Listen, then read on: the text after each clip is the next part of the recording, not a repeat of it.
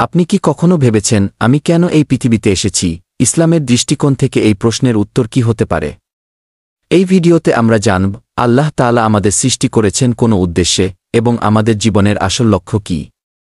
ইসলামের আলোকে জীবনকে অর্থপূর্ণ ও উদ্দেশ্যপূর্ণ করে তোলার উপায় সম্পর্কে বিস্তারিত আলোচনা করা হয়েছে। ভিডিওটি দেখুন এবং জানুন ইসলামী দৃষ্টিকোণ থেকে আপনার অস্তিত্বের উদ্দেশ্য।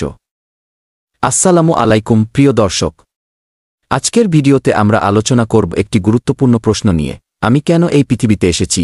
ইসলামের দৃষ্টিকোণ থেকে এই প্রশ্নের উত্তর কি হতে পারে? চলুন শুরু করি। আল্লাহর ইবাদতের উদ্দেশ্য। পবিত্র কুরআনে আল্লাহ তাআলা বলেন, আমি জিন ও মানুষকে সৃষ্টি করেছি শুধুমাত্র আমার ইবাদতের জন্য। সূরা আযারিয়াত ৫:১-৫:৬। ইবাদত শব্দটি কেবল নামাজ, রোয়া বা হজবের মতো আনুষ্ঠানিক ইবাদতকেই বোঝায় না, বরং আল্লাহর সন্তুষ্টির জন্য প্রতিটি কাজ, প্রতিটি নিয়ত, প্রতিটি পদক্ষেপই হতে পারে ইবাদত। অংশ ৩, খিলাফত বা প্রতিনিধি হওয়ার দায়িত্ব। আল্লাহ তাআলা আরও বলেন, আমি পৃথিবীতে একজন প্রতিনিধি, খলিফা সৃষ্টি করতে যাচ্ছি।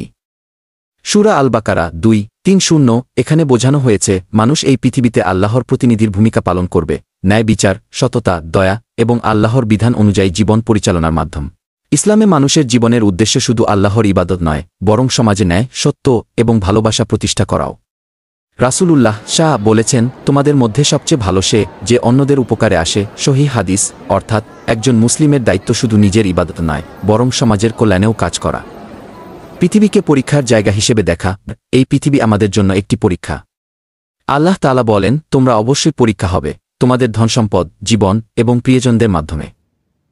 এই পরীক্ষার মাধ্যমে আমাদের আমল, নিয়ত এবং চরিত্র মূল্যায়িত হবে পরকালে। সুতরাং ইসলামের দৃষ্টিকোণ থেকে আমাদের পৃথিবীতে আসার উদ্দেশ্য হল: ১. আল্লাহর ইবাদত করা, ২. আল্লাহর প্রতিনিধি হিসেবে ন্যায় ও সততা প্রতিষ্ঠা করা, ৩.